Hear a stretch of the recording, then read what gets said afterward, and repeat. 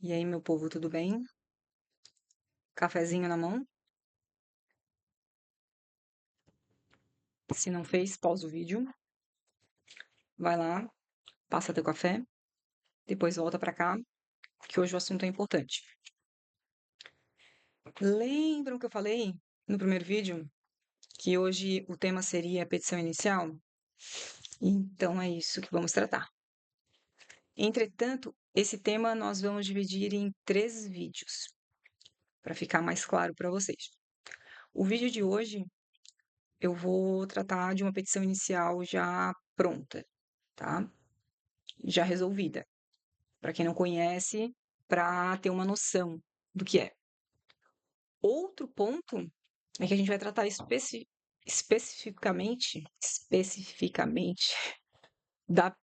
do termo petição inicial, porque ele é um termo genérico. Então, todo mundo fala, é uma petição inicial, mas qual petição inicial? Nós vamos trabalhar a reclamação trabalhista, mas poderiam ser outras 15 peças dentro do processo do trabalho. E outro tema que é muito relevante, que é o mais importante de todos, é a linha do tempo do processo do trabalho. A linha do tempo do processo do trabalho, ela é de extrema relevância porque é aonde vocês estão e para onde vocês têm que ir. É isso que o avaliador quer saber. Se vocês não conhecem a linha do tempo do trabalho, vocês não vão saber o que o avaliador está pedindo, ok? Então, esses são os cards que eu fazia e colava na parede. Viu o manuscrito bonitinho, nada de ficar fazendo desenho em inteligência artificial. Esse tipo de, folha de interposição. Esse aqui tá escaneado, eu vou mostrar ali para vocês e ficar mais claro. Não utilizem inteligência artificial para fazer esse tipo de trabalho. Esse tipo de trabalho tem que ser manuscrito. Vocês têm que colocar a mão na massa e ir ali e desenhar petição inicial, vara do trabalho, setinha, próximo ponto, o que que é? Setinha, próximo ponto, o que que é? Ah, e se a decisão tiver isso, para onde que eu vou? Quais os caminhos que eu vou? Vamos lá, para ficar mais claro, vamos colocar aqui na tela para vocês. Deixa eu colocar aqui.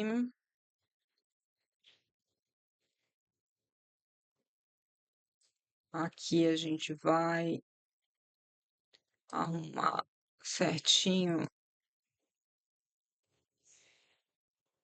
Pro, linha do tempo, né, que a gente vai trabalhar primeiro. Vou pegar aqui a linha do tempo. Linha do tempo. Linha do tempo do processo de trabalho. Olha só. Aqui, iniciando vara do trabalho, petição inicial que dá impulso no processo. Mas gravem uma coisa. Nem toda petição inicial vai para a vara do trabalho. Existem processos de competência originária. Então, pode ser que tenha uma petição inicial que vocês tenham que dirigir para o TRT ou para o TST. Ok? Então, não fiquem nessa que sempre vocês vão mandar uma inicial para a vara do trabalho. Depende do que está sendo discutido. Se for uma ação rescisória, uma ação rescisória, eu quero desconstituir uma decisão que foi proferida pelo TRT. Eu tenho que mandar essa ação rescisória para o TST. Se for uma sentença, quero desconstituir uma decisão que foi emitida pela primeira vara, pelo primeiro juiz, né? Pelo juiz de primeiro grau. Eu vou iniciar essa ação rescisória no TRT. Então, atente-se às peças de competência originária, tá? Na CLT está bem específico isso, e nos regimentos internos dos tribunais também, que são muito importantes e vocês devem ler. Então, num mundo perfeito aqui, iniciando a petição inicial, uma reclamação trabalhista, o juiz vai emitir um despacho. Por quê? Porque nós vamos colocar nos requerimentos que a gente quer que ele notifique a reclamada, notifique. Não é para citar, é para notificar, ok? Direito do trabalho não cita, notifica. Ele emitiu despacho, para não dar revelia, a reclamada vai fazer o quê? Vai contestar, pode haver uma réplica, vem a sentença. Aqui, a gente está falando só dessas questões das peças processuais. Aqui não está envolvendo procedimentos. Procedimentos que são perícia, audiência de conciliação. Não, isso não está envolvido, tá? Esse tipo de questão, ele pode ser cobrado na OAB? É óbvio que pode e é cobrado. Só que ele é cobrado nas questões objetivas ou nas questões dissertativas. Agora não vai ser cobrado dentro de uma peça processual esse tipo de questão, tá? Até porque é uma questão de procedimento, ok? Então aqui veio a sentença. Se eu não estou satisfeito com a sentença, se meu cliente não está satisfeito com a sentença, a gente entra com o quê? Com um recurso. Não é apelação. Não existe apelação no direito do trabalho. Recurso, ok? Dependendo do recurso, a gente pode ir para 3 linhas ali, que pode ser um agravo de instrumento, pode ser um embargo de declaração. Aí tudo vai depender da palavra-chave que se encaixa. E aí é o que a gente vai discutir na próxima aula, que é a questão da estrutura. Porque você estruturando a peça, você tem um conjunto ali de 8 pontos para você estruturar a peça, e a palavra final que tem no caso é o que decide, é a palavra-chave que vai te dar um norte para você entender o que o avaliador quer, para você entender em que fase processual você se encontra e o que você tem que fazer pelo seu cliente, tá? Então, façam essa linha do tempo, entendam a linha do tempo do processo do trabalho, tá? Esse lado aqui, ele é o lado da execução, né? Que aí começa um novo processo. Que a parte de execução é muito cobrada, é extremamente cobrado no exame da ordem. Então, façam essa linha do tempo, façam a linha do tempo da execução para vocês não se perderem. Porque uma palavrinha, negado segmento ou negado provimento, levam a caminhos diferentes. O juiz negou o segmento, o juiz negou o provimento. São dois caminhos, são duas peças processuais, são dois procedimentos que vocês vão ter que diferentes, que vocês vão ter que adotar para conseguir resolver o problema do cliente de vocês. Continuando em petição inicial, aqui eu enumerei quantas petições iniciais nós temos aqui no processo de trabalho. O total são 16. Então, entendendo a estrutura de uma petição inicial, entendendo o modelo, como se estrutura uma petição inicial, você consegue resolver 16 peças. As mais cobradas até agora, aqui, reclamação trabalhista, ação de consignação e pagamento, mandado de segurança e embargo de terceiro. Que eu olhei no site da FGV foram essas, ok? Mas vocês entendendo a estrutura, são 16 peças que vocês conseguem resolver. E o processo de trabalho, ele é tão simples que nós temos só 3 modelos de peças, 3 estruturas de peças, que é a petição inicial, a mista e o recurso. Então, não tem que ficar decorando várias estruturas, vários modelos. Vocês entendendo esses 3 modelos, vocês conseguem resolver todas as peças que tem na esfera trabalhista. Aí só cabe vocês entender que momento processual vocês se encontram, ok? E qual é o problema que vocês têm que resolver. Então, essas são as petições iniciais, por isso que petição inicial é um termo genérico, que é utilizado em qualquer, eh, em qualquer procedimento processual, civil, criminal, tributário, tá? Ela inaugura. Nós vamos trabalhar especificamente hoje a petição inicial que foi cobrada no exame 40. Eu vou apresentar o caderno para vocês aqui. Para quem nunca viu um caderno do exame da ordem, é assim. Deixa eu ajeitar minha manga aqui. Ó, e também quem nunca viu, trate de começar a se mexer, tá? E todos esses cadernos, todas as provas, elas estão no site da FGV. Então, gente, se tu tá realmente interessado em passar, busque informação, procure informação. Aí, quando você tiver dúvida sobre aquela informação, aí sim, aí você pergunta, tá? As pessoas têm que ser mais proativas. Não achem que na faculdade o professor vai pegar um caderno e vai trazer para vocês aqui, vai mostrar e vai ler para vocês. Na faculdade não é assim, tá? A faculdade não vai ficar pegando o caderninho do exame da ordem e folheando para vocês e mostrando o passo a passo para vocês. Tomem iniciativa. Então, para quem nunca viu um caderno, é assim. Essas informações iniciais aqui, leiam, independente se é a sétima ou é a primeira vez que você vai estar prestando o exame. Leia as informações porque a FGV é imprevisível. Ela pode mudar as regras, as informações gerais, quando ela quiser. Então, mas eu já li todas porque eu fiz todos os exames que tinha no site, eu fiz todos os simulados também que o meu cursinho deu, e no meu cursinho ele fazia igual a FGV. Só que assim, ó, o teu cursinho ele deu de acordo com o que a FGV fazia até a última prova. A partir da tua prova, a gente já não sabe o que a FGV vai cobrar, o que ela vai fazer. Então, leiam as informações gerais. Não deixem de ler as informações. Atenção, aqui é o ponto importante para te não ser desclassificado.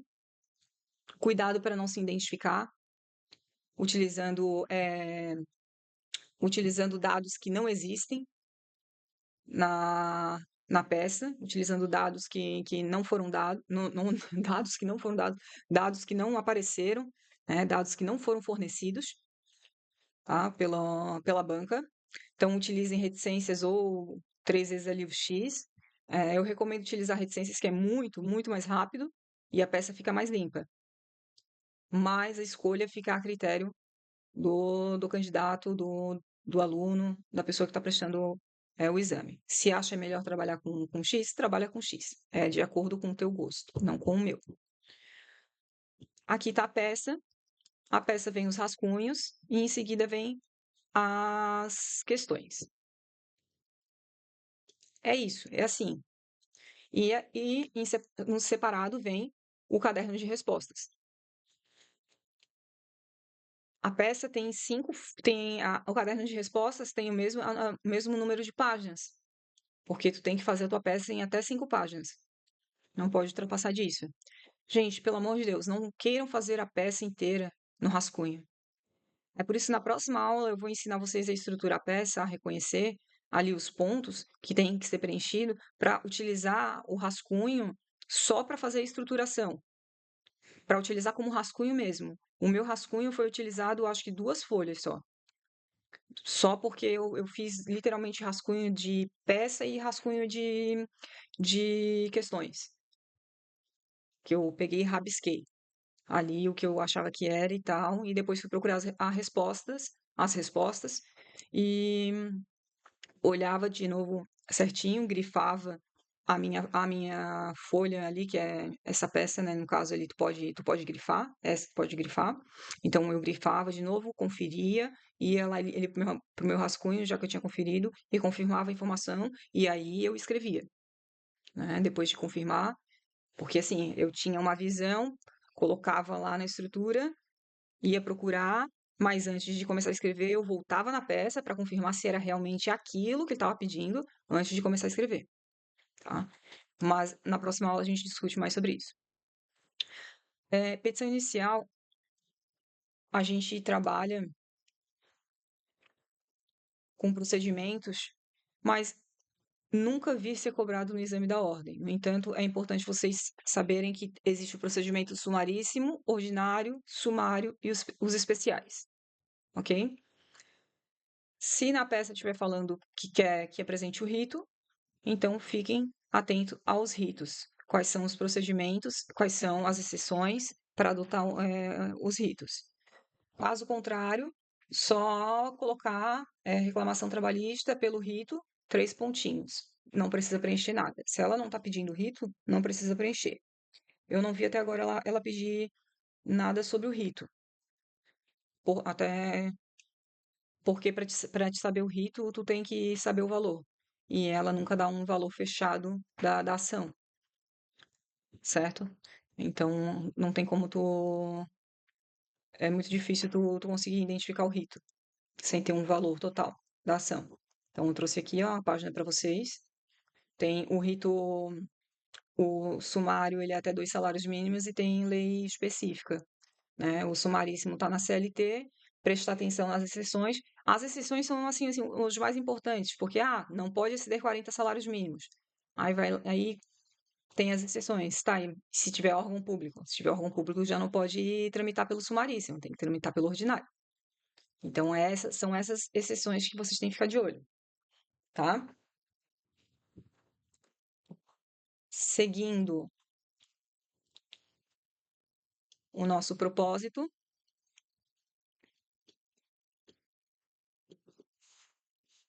eu vou fechar.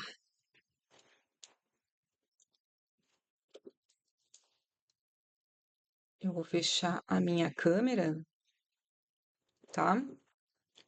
E vou deixar a tela toda. Qual que é a da minha câmera aqui?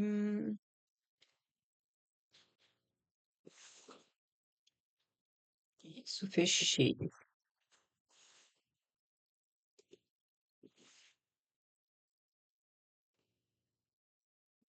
Uhum.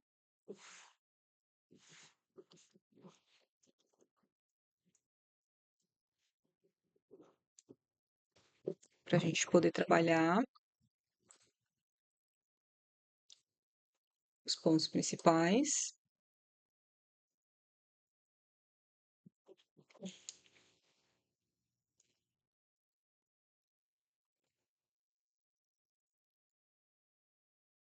Para quem nunca viu a petição inicial, como ela é apresentada dessa forma.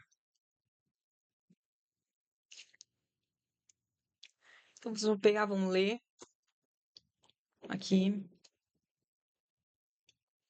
Ó. Julieta Safira, brasileira, viúva, dona de casa, procurou você como advogado, quando? Em abril de 2024, ainda enlutada, afirmando que fora casada com Romeu e que não tiveram filhos. Explicou ainda que seu esposo faleceu em consequência de um acidente de trabalho, ó. Então, quem que é a Julieta? A Julieta, a esposa do trabalhador, né? E não tiveram filhos, então ela é provavelmente a inventariante. Na época ele tinha. O acidente ocorreu em 25 de fevereiro, ele tinha 60 anos de idade, foi logo depois que ele voltou das férias. Foi instaurado, teve um inquérito, né, que apontou que a negligência da sociedade empresária como a causa da morte. Então, a empresa teve culpa pela morte do empregado. Seu finado esposo era empregado da sociedade empresária, distribuidora Capuleto, desde janeiro de 2018. Ele exercia a função de estoquista e fazia a separação da carga que era transportada nos caminhões para os clientes. A sociedade está localizada em Osasco, no estado de São Paulo, o mesmo município do casal.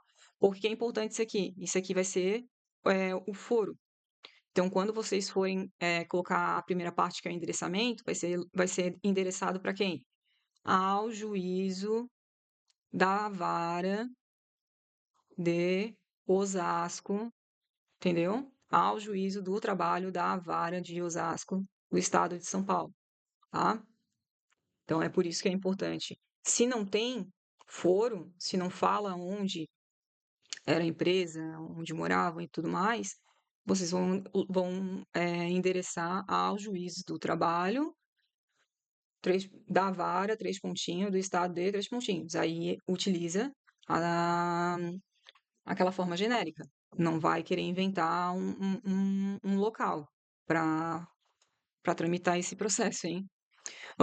Julieta explicou que o seu marido recebia 2 salários mínimos por mês e ele nunca teve a carteira de trabalho assinada. Então, aqui vai ter o pedido de reconhecimento de vínculo, né? Que vai ser um dos primeiros pedidos a ser feito. Porque a partir do reconhecimento do vínculo é que decorre todos os direitos trabalhistas, né? Que ela vai ter direito. Ele trabalhava aqui numa jornada das 9 às 18, um intervalo de 1 hora para refeição. Tudo tranquilo por aqui. Depois que ele faleceu, ela procurou a sociedade para receber as verbas rescisórias, mas ah, alguma importância, ó, nem é verba, alguma coisa. E tentou também receber o documento do seguro de vida, que a empresa deveria ter feito. Mas ela foi comunicada que a empresa passava por dificuldades financeiras desde a pandemia. E por isso, todos os empregados estavam sem seguro de vida. E ele não contratou seguro de vida para nenhum empregado. Tá? Além disso, ela tentou se habilitar no INSS para poder receber a pensão por morte. Só que, em razão do finado não ter o contrato registrado, ele não era segurado do INSS. Então, ela não tem direito a essa pensão por morte. Né? Além disso, ela teve que pegar dinheiro emprestado para pagar o enterro. Ela pegou R$ 1.000 emprestado para poder pagar um enterro, porque ela está passando por dificuldades financeiras. Porque ela sempre foi dona de casa, ela tem 62 anos de idade, ou ela tem 62 anos. É importante isso aqui porque tramitação preferencial. E todos os gastos eram arcados pelo falecido. Ela entregou o quê? Certidão de óbito para você, no qual consta que ele não deixou filhos. Então, sim, ela é a representante do espólio, ela é a inventariante. Ela entregou a cópia integral do inquérito, onde aponta que a culpa, sim, foi a negligência da empresa, tá? Onde os bombeiros encontraram o falecido embaixo dos entulhos, ainda com um uniforme com o logotipo da empresa. O extrato bancário da conta do falecido, ó, onde nos últimos 12 meses conta que todo dia 5. Então, todo dia 5 tinha esse depósito de 2 salários mínimos. Feito por quem? Pela distribuidora, tá? O recibo de R$ 1.000 relativo aos gastos que ela teve com flores, missas, funerária. E ela também entregou a convenção coletiva da categoria, vigente desde março de 2023 até fevereiro de 2025, onde a cláusula 37 consta a obrigação da empresa contratar um seguro de vida para acidentes pessoais dos empregados, com prêmios de no mínimo R$ 25.000 em caso de morte e R$ 10.000 no caso de invalidez permanente. Ela entregou o termo de inventariante judicial do inventário aberto, onde consta apenas a adjudicação de um automóvel no ano 2012, que foi o único bem deixado pelo falecido. Ele não tem mais nada. Esse único bem que custa R$ 18.000. Então, ela procurou você, como advogado, informando que ela se encontra em precária situação financeira. Quer dizer o quê? Ela não tem como arcar com as custas processuais. Então, tem que pedir justiça gratuita. Então, como preliminar ali, a gente tem que pedir tramitação preferencial pela idade dela e tem que pedir justiça gratuita. Na hora de qualificar, a gente não vai qualificar o Romeu, porque o Romeu é falecido. A gente não vai qualificar a Julieta. A gente vai qualificar o quê? A gente vai qualificar o espólio, porque ainda não foi finalizado o inventário, então precisa qualificar o espólio. Aí a gente vai qualificar ela como uma representante do espólio, que ela é inventariante, né?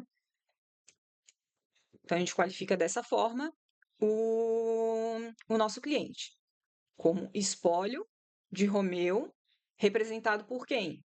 Representado pela inventariante fulana de tal, porque ela apresentou essa documentação.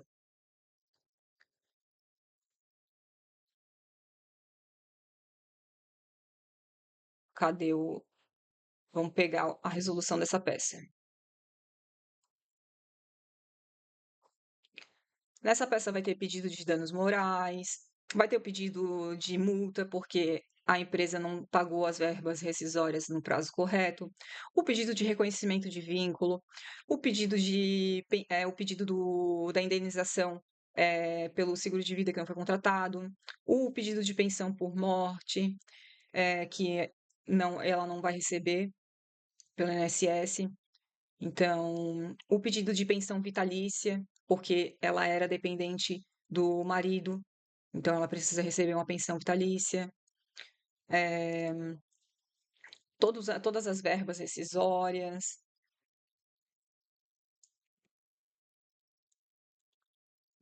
A gente vai pedir fundos de garantia ou indenização equivalente. Ó, como eu comentei com vocês, ó. Resolução. Ao juízo dá 3 pontinhos, por quê? Esses 3 pontinhos aqui, porque a gente não sabe se é a primeira, segunda, terceira, quarta, quinta vara. Se estivesse explicando lá que só tem uma vara, então tá, o juiz. Não, não tem. Então, 3 pontinhos da vara do trabalho de Osasco, São Paulo, que eu expliquei para vocês, correto? Tem foro. Ó, espólio de quem? Espólio de Romeu Diamante, representado pela inventariante, que é a senhora Julieta. Aí aqui você vai qualificar ela, tá? Qualifica ela. Vem perante esse juízo, através do seu procurador, por meio de seu procurador, eu aqui acrescentaria, tá? Aqui eu acrescentaria, por intermédio de seu advogado, 3 pontinhos, OAB, 3 pontinhos, com endereço profissional na rua, 3 pontinhos, tal, qualificaria onde recebe notificações e intimações. Aí sim colocaria procuração em anexo, aí e-mail, ah, com fundamento no artigo 840, parágrafo 1º da CLT, propor reclamação trabalhista pelo rito. Ó, tá vendo que aqui ficou pelo rito genérico, 3 pontinhos? Por quê? Porque não tá pedindo rito. E não tem nem como a gente colocar um rito ali com aqueles valores que foram passados. Ai, o valor do seguro. O valor do seguro a gente nem sabe se é 25 mil. E prestem atenção. Por quê?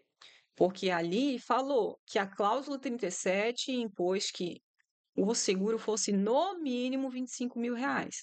Pode ser que esse seguro seja de 30, 40, 50.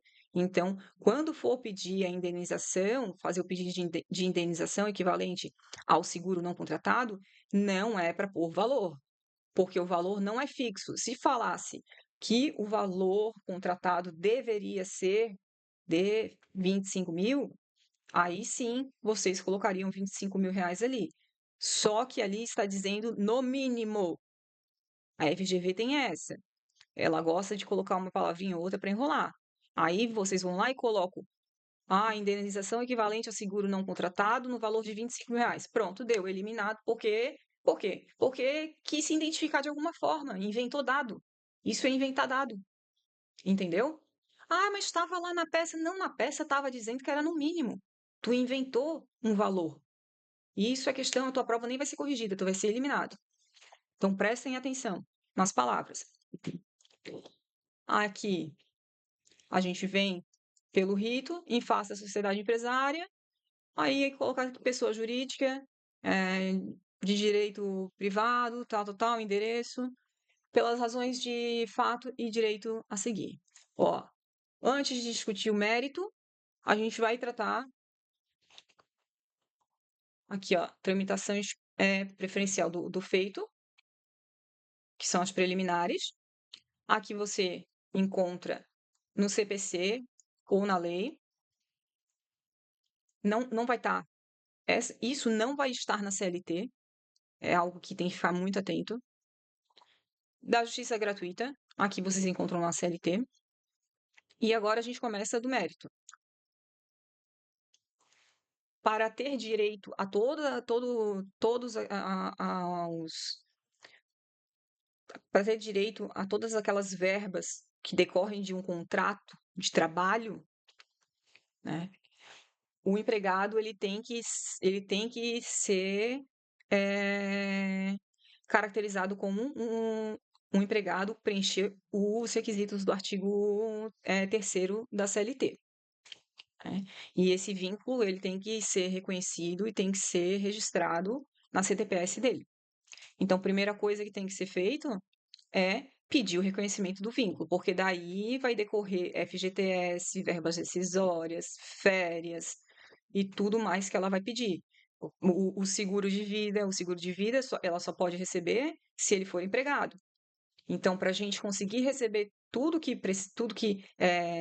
todas as matérias de mérito ali, tudo que a gente vai pedir, ele tem que ser declarado empregado dessa empresa.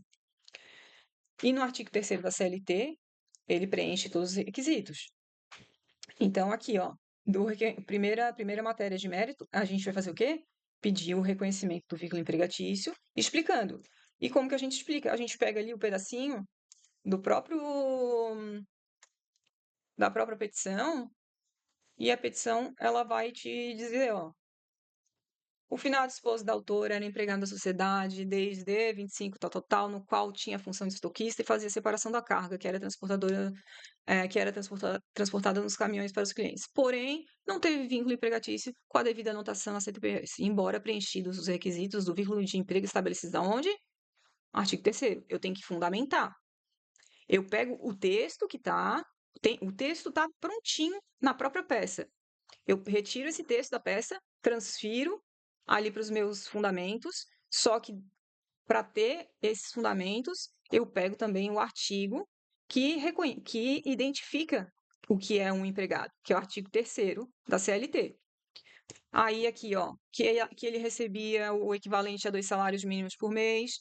Isso aqui, conforme os documentos anexados nos autos, porque lembra que lá no final ela deixou bem claro que ela levou para o advogado, que ela trouxe para você, né, os comprovantes bancários, que todo dia 5 era depositado na conta dele 2 salários mínimos. Então, tudo isso ó, pode colocar, ó, conforme extrato bancário da conta do falecido.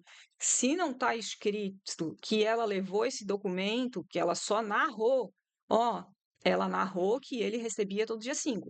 Você só vai transcrever que ela narrou que ele recebia. Não vai falar que está anexado o documento nos autos. Por quê? Porque essa informação não consta no caso. Aí você vai estar inventando uma informação. Então, só coloque informação que está na peça. Então, ela entregou o extrato bancário? Entregou. Então, não pode colocar ali na fundamentação. Fundamentou utilizando só o que está ali na peça? Aí eu venho com o meu pedido. Diante do exposto, requer o reconhecimento do vínculo empregatício e a anotação da CTPS, conforme estabelece o artigo 3º e o artigo 29, ambos da CLT. Então, viram que foi utilizado só o texto da peça? Foi utilizado o texto da peça e, no final, o último parágrafo, eu peço para o juiz. Peço para o juiz, olha só, tudo que aconteceu. E aí, na CLT, está dizendo ali que ele preenchia os requisitos e, no artigo tal, ele deveria ter essa anotação na CLT. Então, por isso, diante de de toda essa historinha que eu já contei para o senhor ali em cima, com fundamento nesses artigos aqui, eu quero que agora seja reconhecido o vínculo dele. Agora aqui as verbas rescisórias. Depois do falecimento, nada foi pago para Julieta, que até procurou a sociedade empresária para receber alguma importância sem sucesso. Assim, em razão da ruptura contratual, requer as verbas pela extinção do contrato, e aí essas verbas é o quê? Saldo salarial, dali proporcional a fevereiro que ele trabalhou, proporcionais de 13º, férias, e ainda o FGTS e a multa do 477, parágrafo 8º, que é o quê? Decorrente do atraso do pagamento. Por quê? Porque eles, por mais que não tenha vínculo, eles poderiam ter pago esse saldo para ela. Pelo menos a multa eles não iriam precisar pagar. Agora eles têm que pagar mais um salário. Então conta a historinha que ela não recebeu nada. Ela foi atrás e não recebeu nada. E aí, diante disso, requer que seja pago, tá? E ainda acrescente-se a multa. Fundamenta ainda a multa, tá?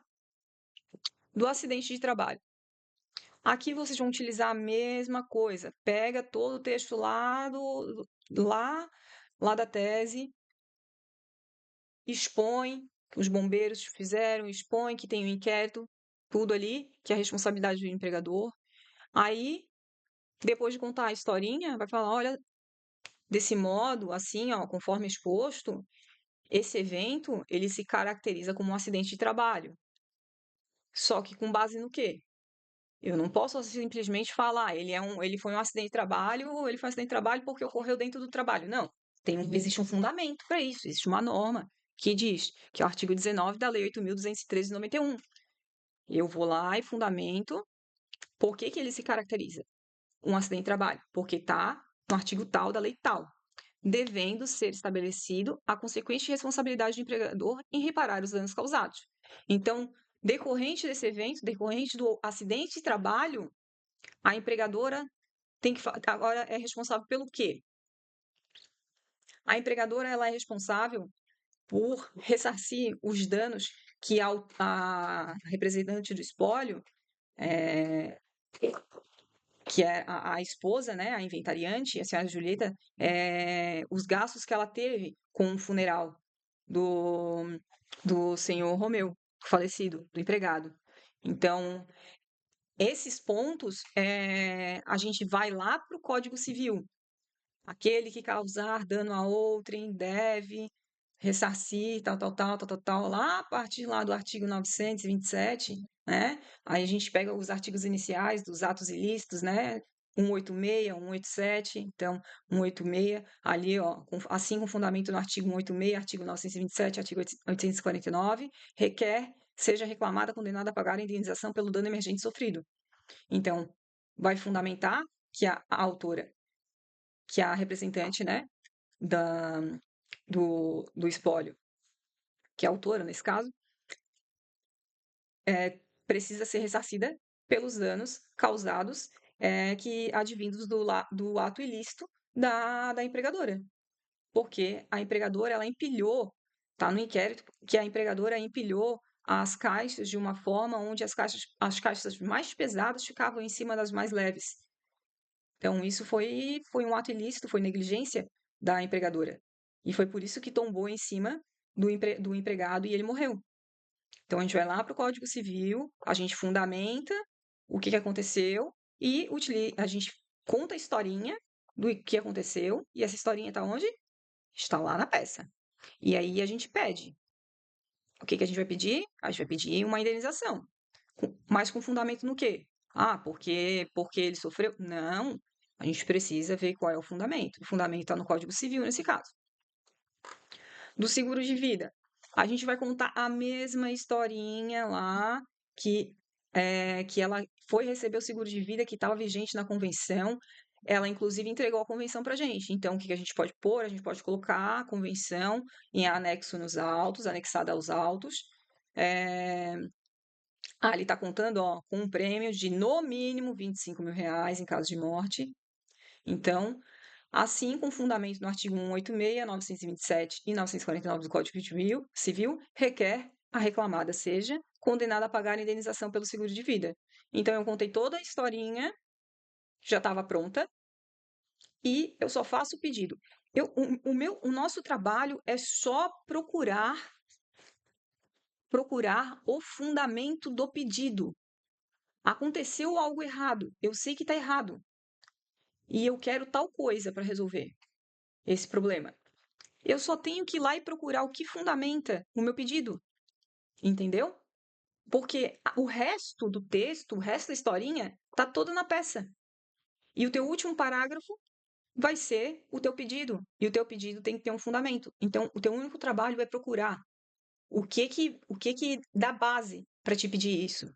Por que que tu pode, por que tu tem direito a receber isso? É o único trabalho que tu tem. Da pensão por morte. Aqui, novamente, a gente fala que ela foi se habilitar no INSS e não conseguiu. Por quê? Porque não tinha o contrato de trabalho legalizado. Vamos de novo, com um fundamento no Código Civil, que a reclamada seja condenada a pagar indenização compensatória. Vai ser uma indenização compensatória pela pensão por morte. já que o INSS não vai pagar, quem que é a responsável? A reclamada por ter sido negligente e ter causado dano. Da pensão mensal. A autora dependia financeiramente do falecido. Estava bem claro, né?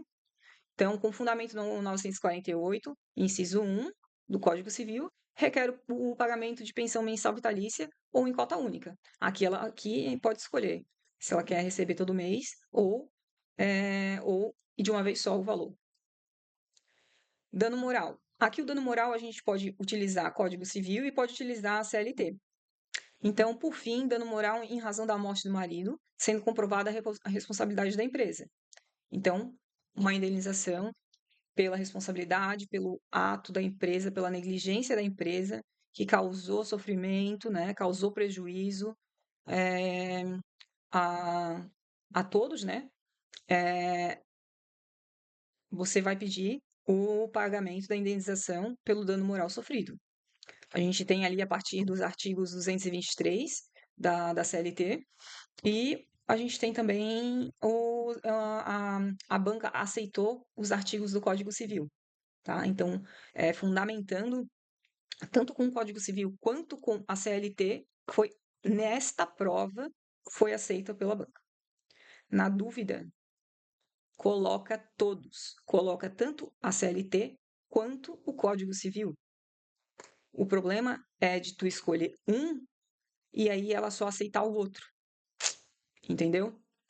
Então, na dúvida, coloca todos, mas vale pecar pelo excesso. Dos honorários de sucumbência, ao final, requer que seja reclamada condenada ao pagamento de honorários de sucumbência conforme previsão no artigo 791. Pedidos foram esses. Viu? Fácil. Depois que pediu o reconhecimento do vínculo, derivou todos aqueles pedidos ali. Inicial condenação em pecúnia é reclamatória trabalhista. É obrigatório ter valor. O pedido tem que ser pedido líquido e certo. Então, para todos os pedidos que está pedindo indenização, está pedindo algum valor, tem que colocar o valor. Como nós não temos os valores, a gente trabalha com o símbolo genérico, as reticências ou os 3 pontinhos. Então, dos pedidos e requerimentos finais. Próxima aula eu explico o que significa cada um, porque pedidos é o que tu pede para reclamada e requerimentos é o que tu pede para o juízo. Mas dos pedidos e requerimentos finais. Dos pedidos, o reconhecimento do vínculo empregatício com anotação, o pagamento das verbas rescisórias no valor de 3 pontinhos ali. Reconhecimento do evento como acidente de trabalho e a consequente responsabilização do empregador. A condenação do pagamento da indenização pelo gasto com um enterro no valor. Seguro de vida, pensão previdenciária, pensão vitalícia, tudo genérico. A condenação da reclamada ao pagamento da indenização pelo dano material sofrido no valor de 3 pontinhos. Agora aqui são os requerimentos. Por fim, requer tramitação preferencial do feito, a notificação da reclamada para se querendo comparecer em audiência e por todos os atos e termos da presente ação, sob pena de confissão e revelia, a concessão do benefício da justiça gratuita, a procedência, não esqueçam de pedir a procedência da condenação da reclamada em todos os pedidos formulados na exordial, com juros e correção monetária, a produção de todas as provas em direitos admitidas, não esqueça também a condenação da reclamada ao pagamento de honorários de sucumbência nos termos do artigo 791. Gente, não adianta escrever aqui, ó, tudo bonitinho, pedir justiça gratuita, pedir tudo bonitinho, pedir seguro de vida e tudo mais, e não reforçar aqui embaixo nos pedidos e requerimentos. Se não constou aqui embaixo, não pontua. Então, tu vai lá e faz lá bonitinho, que ó, pedi honorário de sucumbência aqui, pedi, opa, mas eu não pedi aqui embaixo, não pontua, ok? Eu pedi o seguro de vida, mas eu não reforcei aqui. Não pontua. Então, não esqueçam de reformular tudo aqui no final. Não pontua, e se for na vida real, não é também, o juiz também não concede, tá? Ele não valida o pedido, tá?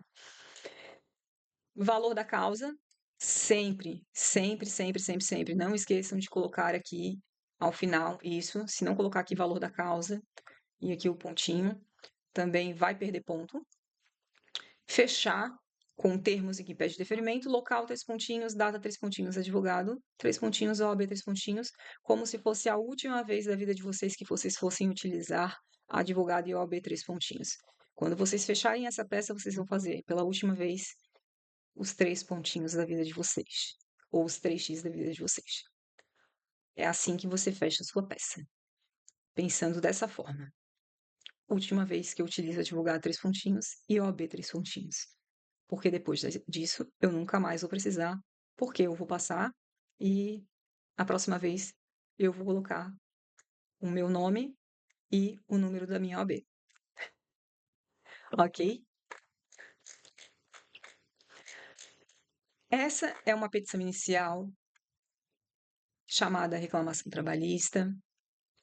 Para quem nunca tinha visto uma, agora viu, agora está ciente do que é, de como funciona. Não é nenhum bicho de 7 cabeças.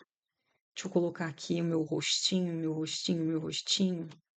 Aqui, será? Aqui inteiro. Aqui eu fecho. Opa, não. O drawboard. Cheio dos macetes aqui. Que eu vou aumentar para me ver. Pessoal, ainda tem café? Tem café gelado.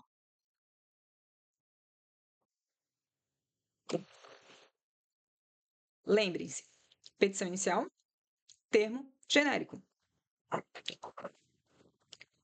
E a petição inicial que estamos trabalhando é qual? Reclamação trabalhista. Pronto, fechou. Façam cardzinhos. Façam cardzinhos. Ok? Na próxima aula, a gente vai pegar uma outra inicial, uma outra reclamação trabalhista, que caiu no exame da ordem. Eu vou dar uma modificada, dependendo do caso. Se tiver muito pedido, eu vou dar uma modificada para diminuir, porque se tem muito pedido, fica muito longo o vídeo. Mas eu vou ensinar para vocês a linha de raciocínio para estruturar essa reclamatória trabalhista, para não se apavorar quando pegar a prova na mão, para bater o olho. Bom, se apavorar, a gente se apavora, até quando a gente identifica, porque eu identifiquei de cara a minha peça e me apavorei.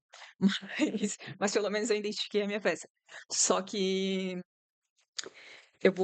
a gente vai estruturar para que vocês não tenham que estar fazendo, precisar fazer, escrever no rascunho. O rascunho vai ser realmente para rascunhar a ideia, a página, a palavra-chave, não para escrever a peça, tá? Se vocês tiverem a estrutura na mão, vocês vão colocar realmente só os pontos necessários no rascunho, para não perder tempo e acabar não conseguindo resolver o restante da prova. E eu também. E daí o último macete, que daí é quando a gente for resolver, porque a gente vai. No próximo vídeo, a gente vai resolver a. A gente vai raciocinar lendo a prova, lendo o caso e montando a estrutura. Depois de montar a estrutura e ali formular as teses, a gente finaliza. Porque no último vídeo é que a gente vai pegar tudo que a gente aprendeu desde agora, no segundo vídeo, com a estrutura, e aí vai pôr no papel. Aí esse vídeo vai ser mais longo, tá? Vai ser mais longo, mas assim, eu vou trazer uma parte pronta já, né, pra gente. É igual a Ana Maria Braga. Lembra a Ana Maria? Que ela bate o bolo, ela vai batendo o bolo, só que daí ela já tem uma massa pronta assim do lado, que daí ela continua batendo para ser mais rápido. Então, vai ser mais ou menos isso. Vai ser igual na Ana Maria Braga fazendo receita. A gente vai fazer ali, a gente vai falar do caso, eu vou escrever um pouquinho, mas aí eu já trago depois o negócio pronto. Pra gente só finalizar com o fundamento, entendeu? Porque se for para digitar a petição inteira, o vídeo vai demorar muito tempo para digitar e para explicar. Então, vai ser assim, tá? Vai ter todo um esqueminha aí. Mas o que é relevante é que vocês entendam eh, a linha de raciocínio que se utiliza para resolver. Porque se vocês entenderem essa linha de raciocínio, vocês vão conseguir aplicar em todas as outras peças processuais, tá? Então, esse é o primeiro vídeo do, dos 3 vídeos que compõem essa temática da reclamatória trabalhista, ok? No Instagram, eu vou estar postando reels sobre outros assuntos, então também acompanhe o Instagram. O Instagram ele está aqui já no endereço da página. Vou deixar também aqui na descrição do vídeo. Assistam com calma, prestem atenção. Esse é um conteúdo de grande relevância e de um valor, de valor mesmo em dinheiro, tá? Esse é um conteúdo que eu não aprendi de graça. Eu fiz curso. Como no primeiro vídeo eu falei com vocês, eu aprendi, eu fiz a primeira fase da ordem, eu fiz o cursinho CEISC, e a segunda fase da ordem eu fiz o cursinho no CEISC. Para o TCC eu fiz a mentoria também, e atualmente eu faço o cursinho no revisão para procuradorias. Então, eu não vou fornecer material nenhum dos cursinhos. Nada, nada, nada, nada, nada, nada. Nem uma folha, nem uma peça, nem uma questão que foi dada dentro do cursinho que é fechado para os alunos. Eu vou pegar o meu material, eu vou fazer o meu material e vou utilizar também o material que é próprio da FGV, né? Principalmente questões de peças e de questões, que é público. Então, a gente vai trabalhar com material que está ali, é público, e vou apresentar para vocês tudo o que eu aprendi, as técnicas que eu aprendi, que eu consegui captar e que me fizeram entender a matéria de uma forma fácil e que fizeram com que eu conseguisse aplicar todo esse entendimento em outras matérias, em outras atividades, enfim, tá? E simplificou, assim, ó, simplificou para o estágio da faculdade, o estágio obrigatório da faculdade, porque eu estava estudando, eu acho que eu falei no primeiro vídeo, mas eu estava estudando para a segunda fase da ordem, e, que era em trabalhista, mas o meu estágio obrigatório era em penal. Então, totalmente contrário o negócio. Então, assim, o procedimento totalmente diferente. Só que eu utilizei a linha de raciocínio de estruturação de peças do que eu estava aprendendo ali no cursinho para poder fazer meu estágio obrigatório. E deu certo. Deu certo em tudo, deu certo para as questões, deu certo em tudo. E se deu certo para mim que não tinha afinidade nenhuma com penal, olha, dá, porque também depois eu apliquei em outras questões de prova da faculdade, de outras matérias, nas questões dissertativas, que eu comentei também que eu deixava questões dissertativas em branco, porque eu não sabia como começar a responder uma questão dissertativa. Então, assim, ó, tudo isso aí vocês vão aprender. E hoje eu já deixei algo assim muito claro para vocês. Não sofram, por quê? Porque tudo está ali na peça. Vocês só vão transcrever o que está ali e procurar o que está errado. E se está errado, existe algum fundamento que diz que eu tenho direito e eu vou procurar esse fundamento que diz que esse direito é devido a mim e eu vou provar através desse fundamento. Então, eu vou lá pegar esse fundamento e vou colocar, ó, tá errado porque no artigo tal diz isso e eu tenho esse direito. Entendeu? O único trabalho de vocês é procurar fundamento para fazer o último parágrafo do pedido, tá? Mas nas próximas aulas isso vai ficando mais claro, porque depois aí a gente vem com contestação, a gente vem com outras peças e a gente vem também com resolução de questões. Eu pretendo primeiro fazer essa linha, esses 3 vídeos falando sobre a inicial e depois a gente trabalhar um vídeo sobre resolução de questões e até não só na área trabalhista, vou pegar umas questões de outras matérias, de questões dissertativas, tá? Não de questões objetivas, questões dissertativas, e para depois a gente ir para outra peça que é a contestação. Então, para não ficar muito pesado, né? Ok, pessoal? Agradeço quem acompanhou até aqui. Se gostou do vídeo, dá aquele likezinho, tá? Para ajudar o canal. Compartilha com quem está precisando, com quem está aí sofrendo, quem está fazendo estágio, até quem está fazendo estágio obrigatório na faculdade, porque esses detalhes, eles não são dados na faculdade porque não dá tempo de um professor detalhar tudo isso. Então, compartilha, curte, compartilha, tá? Ativa o sininho para para receber a notificação do próximo vídeo. E é isso. Fechamos por hoje. Muito obrigada e até o próximo vídeo. Tchau!